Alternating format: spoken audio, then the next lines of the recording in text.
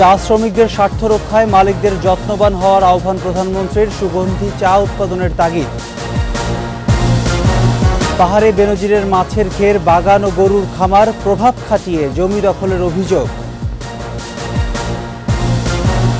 রিমালের আঘাতে ভোলা বরগুনায় ব্যাপক ক্ষয়ক্ষতি, অসংখ্য গবাদি পশুর মৃত্যু, ভেসে গেছে চারণভূমি। এবং টানা বৃষ্টিতে সিলেটে প্লাবিত নতুন নতুন এলাকা, পানিবন্দী লাখো মানুষ, বিপদসীমার উপরে সুরমা কুশিয়ারা।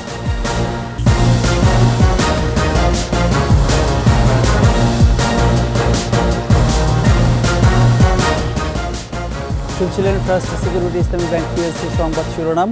আমন্ত্রণ ২১ দেশের সংবাদে, সাথে আছি আমি প্রণব চক্রবর্তী।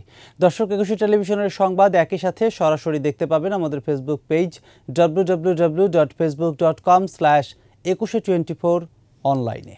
এছাড়া সংবাদ আরও থাকছে। শিশুদের কলকাকলিতে মুখর গণভবন, পুরস্কার দিলেন, নানা আবদার মেটালেন প্রধানমন্ত্রী।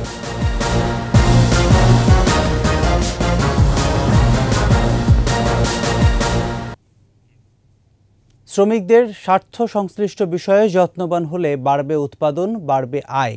চা বাগান মালিকদের প্রতি এমন পরামর্শ দিয়েছেন প্রধানমন্ত্রী শেখ হাসিনা। বৈশ্বিক চাহিদা বিবেচনায় চা বহুমুখীকরণেরও পরামর্শ দিয়েছেন প্রধানমন্ত্রী। বিস্তারিত জানাচ্ছেন আকবর হোসেন সুমন। সিলেটের মালনীছড়ায় 1854 সালে প্রথম বাণিজ্যিকভাবে শুরু হয় চা চাষ। সম্ভাবনাময় এই শিল্প বিকশিত হয়েছে দেশের 168টি বৃহৎ ও 8,000-এর বেশি ক্ষুদ্র চা বাগানের মাধ্যমে। যেসব বাগান থেকে গেল বছর উৎপাদন হয়েছে 102.92 মিলিয়ন কেজি চা। প্রধান অর্থকরী ফসল ও রপ্তানি পণ্য হিসেবে চায়ের ঐতিহ্য প্রসারে 4 জুন জাতীয় চা দিবস ঘোষণা করা হয়। ওসমানী স্মৃতি মিলনায়তনে ৪র্থ জাতীয় চা দিবসের আনুষ্ঠানিকতায় যোগ দেন প্রধানমন্ত্রী শেখ হাসিনা। এই শিল্পে অবদান রাখা 8 ক্যাটেগরিতে বাগান ও উৎপাদনকারী প্রতিষ্ঠানকে দেয়া হয় জাতীয় চা পুরস্কার 2024 সম্মাননা। উৎপাদন বৃদ্ধি ও রপ্তানি সহ এই শিল্পের প্রসারে চা বোর্ডের প্রথম বাঙালি চেয়ারম্যান বঙ্গবন্ধু শেখ মুজিবুর রহমানের অবদান তুলে ধরেন প্রধানমন্ত্রী শেখ হাসিনা। চা শ্রমিক তাদেরকে কিন্তু ওই ভারতের বিভিন্ন জায়গা থেকে নিয়ে সেখানে বাগানে কাজ করানো হতো। কোনো কর্মঘণ্টা ছিল না, তাদের কোনো ভালো মন্দ দেখতো না, কোনো কিছু করতো না, সব থেকে অবহেলিত ছিল। বঙ্গবন্ধু শেখ মুজিব টি বোর্ডের চেয়ারম্যান হওয়ার পর থেকেই তাদের ভাগ্য পরিবর্তন হতে শুরু করে। চা শিল্পকে বেগবান করতে শ্রমিকদের প্রতি যত্নবান হতে মালিকদের আহ্বান জানান প্রধানমন্ত্রী। আমাদের একটা অর্থকরী ফসল হচ্ছে, যেটা দেশের মানুষের আর্থিক সচ্ছলতা এনে দিতে সহায়তা করছে। শুধুমাত্র তাদেরকে ওই আপনার অধীনস্থ বলে বিবেচনা করলে হবে না। মনে রাখতে হবে তাদের শ্রম ঘাম দিয়েই আপনার উৎপাদন বৃদ্ধি করা, উপার্জনের পথ করে দিচ্ছে। কাজে সেই শ্রমিকদের প্রতি আপনাদের আরও যত্নবান হতে হবে। বিশ্বে চায়ের চাহিদা বিবেচনায় সুগন্ধি চা উৎপাদনের তাগিদ দেন সরকার প্রধান। চাকে বহুমুখী করা এবং অ্যারোমা টিটা তৈরি করা, যেটা বিদেশের চাহিদা কিন্তু অনেক বেশি এখন। তো সেটাই আমার মনে হয় আমাদের নজর দেওয়া দরকার, যে আমরা ওই শুধু চার পাতা বাল্কে বিক্রি না করে আমরা এটাকে ভ্যালু অ্যাডেড করে সেটা আমরা রপ্তানি করব। তাতে আমাদের লাভ, যে আমাদের বৈদেশিক মুদ্রাও অর্জন হবে, আর যারা এখন ব্যবসা করেন তাদেরও ভালো একটা উপার্জনের সুবিধা হয়ে যাবে। রাজনীতি ও অর্থনীতি বিষয়ে তৃণমূলের সচেতনতাকে ইতিবাচক হিসেবে উল্লেখ করেন বঙ্গবন্ধু কন্যা। চায়ের কাপে ঝড় আর গল্প শুরু হয়ে যায়, সেখানে রাজা উজির মারা থেকে শুরু করে সব ধরনের আলোচনা। আকবর হোসেন সুমন, ২১ টেলিভিশন, ঢাকা। এবার পার্বত্য জেলা বান্দরবানেও পাওয়া গেছে সাবেক পুলিশ মহাপরিদর্শক বেনজির আহমেদের বিপুল সম্পত্তির হদিস। জেলার সোয়ালক ও লামায় স্ত্রী, কন্যা ও নিজের নামে রয়েছে 100 একর জমি। অভিযোগ, প্রভাব খাটিয়ে জমি কেনাসহ দখলও করেছেন অনেক সম্পত্তি, করেছেন বাগান, মাছের ঘের ও গরুর খামার। বান্দরবান প্রতিনিধি নজরুল ইসলাম টিটুর প্রতিবেদন, জানাচ্ছেন মহিমা পলি। 2016 সালে নিজের ও পরিবারের নামে 25 একর জমি লিজ নিয়ে মাছের ঘের, গরুর খামার ও বাগান বাড়ি তৈরি করেন বেনজির আহমেদ। এখানে যেতে সরকারিভাবে বানানো হয়েছে রাস্তা, দেয়া হয়েছে বিদ্যুৎ সংযোগও। অবকাশ যাপনের জন্য গড়ে তোলা হয়েছে দোতলা বাড়ি। লামার ডলুছড়ির টংছিড়িতে বসবাস ছিল কয়েকটি ভূমিহীন অসহায় পরিবারের। চাষাবাদই ছিল তাদের আয়ের একমাত্র উৎস। সেখান থেকে তাদের উচ্ছেদ করে দখলে নেওয়া হয় ৫৫ একর জায়গা। এখানেও গড়ে তোলা হয়েছে খামার ও বাগান। পেনজি নামে যারা জায়গাও কিনি, তো এখন পাড়া এরা অনেক পাড়া আছে, এখন পাড়া ঘর বাড়িও নাই। মেইন খামারটা হলো আহমেদ। বান্দরবান মাছের পাড়ার চা অফিস থেকে ১ কিলোমিটার দূরে রয়েছে আরও ২৫ একর জমি নিজ স্ত্রী কন্যা ও বেনজির আহমেদের নামে। জোর করে পাশের জায়গা দখলের অভিযোগও আছে। আশপাশে কোনো বসতি না থাকলেও পৌঁছেছে বিদ্যুৎ, বানানো হয়েছে রাস্তা। এই জায়গাটা দাম কমিয়ে এরা নিয়ে নিয়েছে জোর করে। পুলিশ কর্মকর্তা হচ্ছে, কিন্তু ওনাকে আমি দেখিও নাই বা ওনার কাছে আমার সাথে কোনো যোগাযোগও নেই। আমি ওই যে মং আছে, উনি আমার বেতন টেতন দেয়। সম্পত্তিকার না জানলেও বান্দরবান স্বেচ্ছাসেবক লীগের সভাপতি মং ওয়াইচিং এগুলোর দেখভাল করেন বলে জানান লামার ডলুছড়ি বাগানের কেয়ারটেকার। তবে এসবের মালিক বেনজির বলে নিশ্চিত করেন সুয়ালক ইউনিয়ন পরিষদের চেয়ারম্যান। বেনজির আহমেদ নামে আমার সুয়ালক ৩১৪ সুয়ালক মোজা একটা জায়গা আছে, প্রায় অনুমানিক কয় কোটি টাকা সম্পদ হবে। এই দায়িত্ব পরিচালনা, এই যে কাজের দায়িত্ব পরিচালনা করে মংওয়াইচিং মামা বান্দরবানের ছেলে।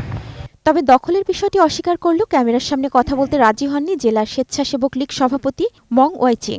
এ বিষয়ে প্রশাসনের পক্ষ থেকেও কেউ কথা বলতে চাননি। দখল করা জায়গা ভুক্তভোগীদের ফিরিয়ে দেওয়ার দাবি স্থানীয়দের। মহিমা পলি, ২১ টেলিভিশন। এদিকে জমি ও সড়ক দখল করে পুলিশের সাবেক মহাপরিদর্শক বেনজির আহমেদ ও তার পরিবারের সদস্যদের নামে গোপালগঞ্জে অবৈধভাবে গড়া Savanna eco resort and natural park বন্ধ করে দিয়েছে কর্তৃপক্ষ। ২০১৫ থেকে ২০২০ সালে র্যাবের মহাপরিচালক এবং ২০২০ সাল থেকে ২০২২ পর্যন্ত আইজিপি থাকাকালে গোপালগঞ্জ সদর উপজেলার বৈরাগীটোল গ্রামে Savanna eco resort and natural park গড়ে তোলেন বেনজির ও তার পরিবারের সদস্যরা। পার্কের ৬২১ বিঘা জমির প্রায় সবটাই হিন্দু সম্প্রদায়কে ভয় দেখিয়ে, জোর করে এবং নানা কৌশলে কেনা হলেও বাকি জমি দখলের অভিযোগ ওঠে।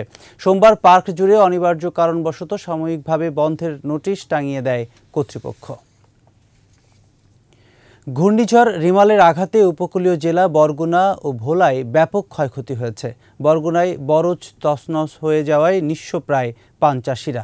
কমপক্ষে ১১.৫ কোটি টাকার ক্ষতির কথা বলছে কৃষি বিভাগ। এদিকে রিমালে তাণ্ডবে ভোলায় প্রায় ১,০০০ গবাদি পশু এবং বিপুল সংখ্যক হাঁস মুরগি মারা গেছে, ভেসে গেছে বিস্তীর্ণ চারণভূমিও। বরগুনা ও ভোলা প্রতিনিধির পাঠানো রিপোর্ট জানাচ্ছেন রাজীব জামান। পান চাষের জন্য সমৃদ্ধ উপকূলীয় জেলা বরগুনা। হাজার হাজার মানুষ পান চাষের উপর নির্ভরশীল। ঘূর্ণিঝড় রিমালের আঘাতে জেলার বদরখালী, খেজুরতলা, হেউলি বুনিয়া, নলটোনা, অয়লা, চালিতাতলি, আমতলি, চরদুয়ানি এলাকার শত শত পানের বরজ তছনছ হয়ে গেছে। বড় ধরনের ক্ষতির মুখে পান চাষিরা। ঘূর্ণিঝড়ে তো আমাকে পানের বর উগুলিয়ে পড়িয়ে গেছে, জলে 3 দিন ডুববে রয়েছে। আমরা কিভাবে চলবো, কিভাবে থাকবো, আমার ঘরে চিন্তা ভাবনা গেছে। বন্যায় একদম ভাঙ্গে মাটির লাগে মিশিয়ে গেছে। আমাকে যাই ক্ষতিটা হয়েছে, এখন আইয়া 2 চোখে কেউ দেখে না, খালি এক ফিরি আই কই গেছে একটু ছবি পেড়াইও, অনুদান যদি পারি দিমু। এখন বর গেছে পড়জিয়া, এখন কি দেখামো, এখন তো সংসার চল না, কি খাইয়ে বাঁচবো। স্থানীয় প্রশাসন বলছে, রিমালের আঘাতে বরগুনায় ৩৫০০ জন পান চাষি ক্ষতিগ্রস্ত হয়েছেন। ৭৩৬ হেক্টর জমির পানের বরজ মাটির সাথে মিশে গেছে। এতে আর্থিক ক্ষতি অন্তত ১১.৫ কোটি টাকা। বড় একটা পানের উৎপাদন ক্ষেত্র হচ্ছে বরগুনা, এবং হচ্ছে বরিশাল অঞ্চল থেকে পান, সুপারি এসবও যায়। তো নিশ্চয়ই হচ্ছে আমরা যদি প্রপার চ্যানেলে চেষ্টা করি তাহলে অবশ্যই তাদেরকে সরকারি সহায়তার আওতায় নিয়ে আসা যাবে। এদিকে ঘূর্ণিঝড় রিমালের তাণ্ডবে উপকূলীয় দ্বীপ জেলা ভোলায় বিপুল সংখ্যক গবাদি পশু, হাঁস মুরগি মারা গেছে। ক্ষতিগ্রস্ত শত শত কৃষক ও খামারি। ক্ষতি কাটিয়ে উঠতে সরকারি সহায়তা চেয়েছেন তারা। ৩,০০০ মুরগি উঠাইছি, প্রায় ২,০০০ মুরগির মতো মারা গেছে। সরকার তো কোনো আমাগো দিকে ফিরে তাকাইলো না। বাচ্চাগুলা প্রায় ১৮০০-১৯০০ বাচ্চার মতো মারা গেছে। ঘূর্ণিঝড়ের কারণে, পানি বেশি হওয়ার কারণে সম্পূর্ণ মহিষ, গরু, ছাগল, ভেড়া এগুলা পানি ভাইসা গেছে। কিছু গরু মারা গেছে, মহিষ গরু এখনো বিভিন্ন জায়গাতে খোঁজ করে বাতানেরা খোঁজ করে আনতেছে। জেলার প্রাণী সম্পদ কর্মকর্তারা জানান, ঘূর্ণিঝড়ে ২১৪১ একর চারণভূমি প্লাবিত হয়। মারা যায় অন্তত ৮৯৮ গবাদি পশু ও ১৫,২১২টি হাঁস মুরগি। ভোলা জেলায় গরু, মহিষ, ছাগল আক্রান্ত হয়েছে এবং মারাও গেছে। আমরা এই ক্ষয়ক্ষতি পূরণের জন্য বা সাবসিডি দেওয়ার জন্য আমরা ঊর্ধ্বতন কর্তৃপক্ষের কাছে লিখেছি। আমরা এটা পাইলে আমরা এগুলো সঠিকভাবে বিতরণ করব। ঘূর্ণিঝড় রিমালের তাণ্ডবে ভোলা জেলায় 7,43,48,50 টাকার গবাদি পশু ও হাঁস মুরগি মারা গিয়েছে বলে জানিয়েছেন স্থানীয় প্রাণী সম্পদ কর্মকর্তারা। রাজীব জামান, 21 টেলিভিশন। বৃষ্টি অব্যাহত থাকায় সিলেটে বন্যা পরিস্থিতির আরও অবনতি হয়েছে। প্লাবিত হচ্ছে নতুন নতুন এলাকা, পানিবন্দী লাখ লাখ মানুষ। তবে নগরীতে পানি না বাড়লেও এখনও পানিবন্দী 20,000 বাসিন্দা। বিপদসীমার উপর দিয়ে বইছে সুরমা ও কুশিয়ারা নদীর পানি। সিলেট বিভাগীয় প্রতিনিধি ওয়েস খসরুর প্রতিবেদন, জানাচ্ছেন খুরশিদ আলম মুকুল। উজান থেকে নেমে আসা পাহাড়ি ঢলে আকস্মিক বন্যার কবলে পড়ে সিলেটের 7 উপজেলা। টানা 3 দিনের বৃষ্টিতে নতুন করে প্লাবিত জকিগঞ্জ, বিয়ানীবাজার, গোলাপগঞ্জ ও ফেঞ্চুগঞ্জের বিভিন্ন এলাকা। জেলা প্রশাসনের তথ্য মতে এবারের বন্যায় দুর্গত সিলেটের 7,39,000 মানুষ। 93টি ইউনিয়ন ও পৌরসভার 835টি গ্রাম বন্যায় প্লাবিত হয়েছে। আশ্রয়কেন্দ্রে অসংখ্য বানভাসী। নগরীতে পানি কিছুটা কমলেও তলিয়ে আছে উপশহর, সুবহানীঘাট ও যতরপুর সহ 20টি এলাকা। 2 বার ঘরের মধ্যে পানি ঢুকেছে, প্রায় 1 ফুট পানি ঢুকেছে এবং জিনিসপত্র কিছুটা রক্ষা করতে পেরেছি, কিছুটা নষ্ট হয়েছে। কত জনপ্রতিনিধি আসে যায়, কিন্তু উপশহরের ব্যাপারে একটা মানুষও আসলে গুরুত্ব দেয় না। তার সবচেয়ে বড় প্রবলেম হয়েছে সুরমা নদী মোটামুটি একটু যদি উপরে পানি উঠে, পুরো পানিটা প্রথমেই উপশহরে ঢুকে। 571টি আশ্রয়কেন্দ্রে 6,000 বন্যা দুর্গতকে প্রশাসন আর নগরীর আশ্রয়কেন্দ্রগুলোতে বিশুদ্ধ পানি ও শুকনো খাবার দিচ্ছে সিটি কর্পোরেশন। আমরা সব ওয়ার্ডেই সব কাউন্সিলররা সচেতন আছেন, সবাই কাজ করছেন ওয়ার্ডে ওয়ার্ডে। আমরা শুকনা খাবার সবার কাছে পৌঁছে দিয়েছি। জেলা উপজেলা লেভেলে মিটিং করেছি, বাহিনী তৈরি করেছি, ভলান্টিয়ার বাহিনী, এবং আপনার যথেষ্ট আপনার ফুড গ্রেইন এবং অন্যান্য সহায়তার ব্যবস্থা আমরা রেখেছি যাতে ড্রেস করা যায়। কানাইঘাটে সুরমা, জকিগঞ্জে অমলশীত, বিয়ানীবাজারে শেওলা ও ফেঞ্চুগঞ্জে কুশিয়ারা নদীর পানি বিপদসীমার উপর দিয়ে প্রবাহিত হচ্ছে। খুরশিদ আলম মুকুল, 21 টেলিভিশন। নিচ্ছি বিরতি, যখন ফিরছি তখন অন্যান্য সংবাদের সাথে আরও থাকছে। উপাচার্য শিক্ষক সমিতির দ্বন্দ্বে 1 মাস বন্ধ কুমিল্লা বিশ্ববিদ্যালয়, সেশন জটের আশঙ্কায় শিক্ষার্থীরা। সবই হবে বাসায় বসে। আইডিএলসি আমার ফাইন্যান্সিয়াল পার্টনার, বলেই সেভিংস করতে পারে। আবারও আমন্ত্রণ 21 দেশের সংবাদ। বঙ্গবন্ধুর জন্মবার্ষিকীর চিত্রাঙ্কন ও রচনা প্রতিযোগিতায় বিজয়ীর পুরস্কার নিতে আসা শিশু কিশোরদের কলকাকলিতে মুখর হয়ে উঠেছিল গণভবন। তাদের হাতে পুরস্কার তুলে দেওয়া ছাড়াও হাসি মুখে নানা আবদার মেটান শিশুবান্ধব প্রধানমন্ত্রী শেখ হাসিনা। নতুন প্রজন্ম জ্ঞান বিজ্ঞানে বিশ্বের সাথে এগিয়ে যাবে আশা প্রকাশ করেন বঙ্গবন্ধু কন্যা। শিশুদের মেধার বিকাশে সব ব্যবস্থা নেওয়া হয়েছে বলেও জানান সরকার প্রধান। বিস্তারিত থাকছে রিপোর্টে। জাতির পিতা বঙ্গবন্ধু শেখ মুজিবুর রহমানের 99 থেকে 104তম পর্যন্ত 6টি জন্মবার্ষিকীতে চিত্রাঙ্কন ও রচনা প্রতিযোগিতায় বিজয়ী হয়েছে সারা দেশের 304 জন প্রতিযোগী। বিজয়ী শিশু কিশোরদের পুরস্কৃত করতে গণভবনের সবুজ চত্বরে এ আয়োজন। তাদের হাতে পুরস্কার তুলে দেন প্রধানমন্ত্রী শেখ হাসিনা। বঙ্গবন্ধুকে নিয়ে ছোট্ট শিশুর আবৃত্তি মন কাড়ে সবার।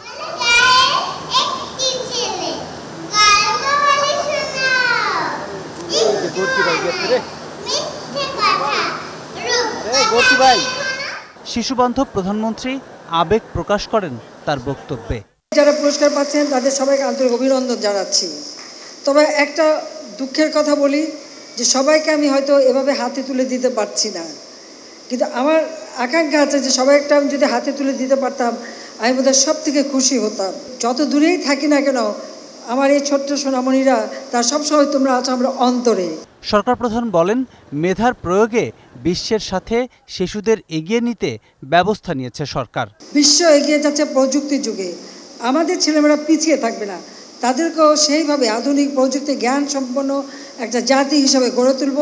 আর 41-এর যে স্মার্ট বাংলাদেশ, তা আজকের যারা তরুণ এবং আজকের যারা শিশু তারাই হবে 41-এর ভবিষ্যৎ কর্ণধার। আবদার মেটাতে শিশু কিশোরদের সাথে হাতও মেলান বঙ্গবন্ধু কন্যা। প্রণব চক্রবর্তী, 21 টেলিভিশন, ঢাকা। উপাচার্য শিক্ষক সমিতির দ্বন্দ্বে 1 মাসেরও বেশি সময় ধরে বন্ধ কুমিল্লা বিশ্ববিদ্যালয়। পরিস্থিতির জন্য একে অপরকে দোষারোপ করছেন তারা। এই অবস্থায় দীর্ঘ সেশন জটের আশঙ্কায় শিক্ষার্থীরা। তাদের ভবিষ্যৎ নিয়ে ছিনিমিনি না খেলতে দুই পক্ষের প্রতি আহ্বান জানিয়েছেন তারা। কুমিল্লা প্রতিনিধি হুমায়ুন কবির রনির তথ্য ছবিতে মাসুম আলিসার প্রতিবেদন। 1 মাসেরও বেশি সময় ধরে বন্ধ কুমিল্লা বিশ্ববিদ্যালয়ের শিক্ষা কার্যক্রম। শিক্ষক সমিতি ও উপাচার্যের দ্বন্দ্বের খেসারত গুনতে হচ্ছে শিক্ষার্থীদের। বিশ্ববিদ্যালয়ের একাডেমিক কার্যক্রম শুরু করতে শিক্ষক সমিতির সাথে আলোচনা করতে চান উপাচার্য AFM আব্দুল মঈন। এজন্য শিক্ষক সমিতির সভাপতি প্রফেসর ডক্টর মোহাম্মদ আবু তাহের ও সাধারণ সম্পাদক মোহাম্মদ মেহেদী হাসান বরাবর গত ২৬ মে চিঠি দেন রেজিস্ট্রার মোহাম্মদ আমিরুল হক চৌধুরী। এখন পর্যন্ত এ আহ্বানে সাড়া দেয়নি শিক্ষক সমিতি। তারা বলছেন, বিশ্ববিদ্যালয় বন্ধের জন্য যখন আলোচনা করা হয়নি তখন খোলার জন্যও আলোচনার প্রয়োজন নেই। বিশ্ববিদ্যালয় খোলার জন্য তো আমাদের সাথে আলোচনা করার দরকার নেই। আপনি যখন বিশ্ববিদ্যালয় বন্ধ করেছেন তখন তো কারোর সাথে আলোচনা করেননি। আপনি আপনার মতো করেই সিন্ডিকেটকে প্রভাবিত করে আপনি বিশ্ববিদ্যালয় বন্ধ করে দিয়েছেন। উপাচার্যের অভিযোগ, শিক্ষক সমিতির অনড় অবস্থানের কারণেই একাডেমিক কার্যক্রম চালু করা যাচ্ছে না। আমি তো কখনোই বিশ্ববিদ্যালয় বন্ধ থাকুক এটা চাই নাই। আমরা বাধ্য হয়েছি, আমরা কেন বন্ধ করব? শিক্ষার্থীদের লাইফ বন্ধ করলে আমি ভিসি থাকারই কি দরকার, আর তাদের শিক্ষক থাকারই কি দরকার, আর ওনারা আমার পিআর হওয়ারই কি দরকার? বিশ্ববিদ্যালয় তো নাই। এদিকে দুপক্ষের দ্বন্দ্বের বলি শিক্ষার্থীরা। আমরা অবশ্যই একটা স্বাভাবিক বিশ্ববিদ্যালয় চাই, কারণ আলটিমেটলি তাদের আন্দোলন, তাদের কর্মসূচির জন্য আমরা যদি একটা সেশন জোটে পড়ি এই দায় কিন্তু কেউ নিবে না। সাধারণ শিক্ষার্থী হিসেবে নিয়মিত ক্লাসটা চাই, নিজেদের স্বার্থ সংশ্লিষ্ট ব্যাপারগুলো থেকে বেরিয়ে এসে যেন আমাদের আন্তরিকতার সাথে ক্লাসগুলো নেই। 7 দফা দাবিতে শিক্ষক সমিতির আন্দোলনের সময় উপাচার্যপন্থী ও শিক্ষক সমিতির হাতাহাতির পর থেকে একে অপরকে দায়ী করে থানায় অভিযোগ দায়ের করা হয়। পরে সিন্ডিকেট সভা থেকে গেল 1 মে বিশ্ববিদ্যালয় অনির্দিষ্টকালের জন্য বন্ধ ঘোষণা করা হয়। মাসুম আলিসা, 21 টেলিভিশন। ষষ্ঠ উপজেলা পরিষদ নির্বাচনের চতুর্থ ধাপের ভোট গ্রহণ কাল বুধবার। এবার 60 উপজেলার মধ্যে 6টিতে ইভিএমে ভোট নেওয়া হবে। এই ধাপে চেয়ারম্যান পদে 251 জন, ভাইস চেয়ারম্যান পদে 265 জন এবং সংরক্ষিত মহিলা ভাইস চেয়ারম্যান পদে 205 জন প্রার্থী প্রতিদ্বন্দ্বিতা করছেন। সকাল থেকে ভোট কেন্দ্রগুলোতে নির্বাচনী সরঞ্জাম পাঠানো হয়। পরিবেশ নিয়ন্ত্রণে রাখতে মাঠে নামানো হয়েছে র্যাব, বিজিবি, পুলিশ সহ অন্যান্য আইন শৃঙ্খলা রক্ষাকারী বাহিনীর সদস্যদের। রয়েছেন বিচারিক ম্যাজিস্ট্রেট এবং নির্বাহী ম্যাজিস্ট্রেটরাও।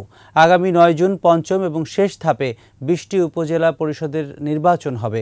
গত 29 মে তৃতীয় ধাপে হওয়ার কথা থাকলেও ঘূর্ণিঝড় রিমালের কারণে এই উপজেলাগুলোর ভোট স্থগিত করে নির্বাচন কমিশন।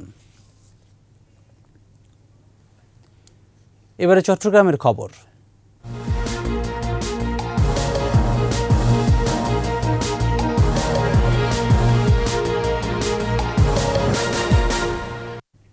চট্টগ্রামের প্রথম এভারেস্ট জয়ী ডাক্তার বাবর আলীকে সংবর্ধনা দিয়েছে জেলা পিপি কার্যালয়। জেলা পিপি শেখ ইফতেখার সাইমুল চৌধুরীর সভাপতিত্বে অতিরিক্ত পিপি মোহাম্মদ মহসিন ও আজহারুল হকের সঞ্চালনায় অনুষ্ঠানে প্রধান অতিথি ছিলেন সিনিয়র জেলা ও দায়রা জজ ডক্টর আজিজ আহমেদ ভূঁইয়া। বক্তব্য দেন অতিরিক্ত জেলা ও দায়রা জজ HM শফিকুল ইসলাম, যুগ্ম জেলা ও দায়রা জজ খায়রুল আমিন ও জেলা legal aid officer Ibrahim Khalil.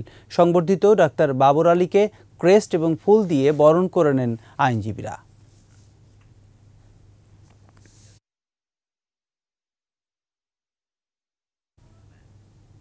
এর সাথে শেষ করছি 21 দেশের সংবাদ। যাবার আগে ফার্স্ট সিকিউরিটি ইসলামী ব্যাংক PLC সংবাদ শিরোনামগুলো আরও একবার।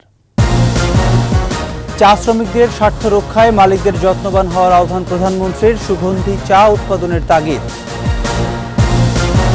পাহাড়ে বেনজিরের মাছের ঘের, বাগান ও গরুর খামার, প্রভাব খাটিয়ে জমি দখলের অভিযোগ। রিমালের আঘাতে ভোলা, বরগুনায় ব্যাপক ক্ষয়ক্ষতি, অসংখ্য গবাদি পশুর মৃত্যু, ভেসে গেছে চারণভূমি। এবং টানা বৃষ্টিতে সিলেটে প্লাবিত নতুন নতুন এলাকা, পানিবন্দী লাখো মানুষ, বিপদসীমার উপরে সুরমা কুশিয়ারা।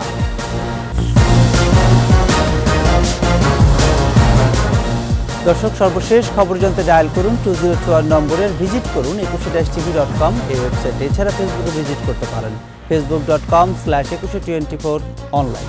এতক্ষণ সাথে থাকার জন্য ধন্যবাদ। আমাদের পরের সংবাদ সন্ধ্যা 7টায় দেখার আমন্ত্রণ রইল। 21-এর সাথেই থাকুন।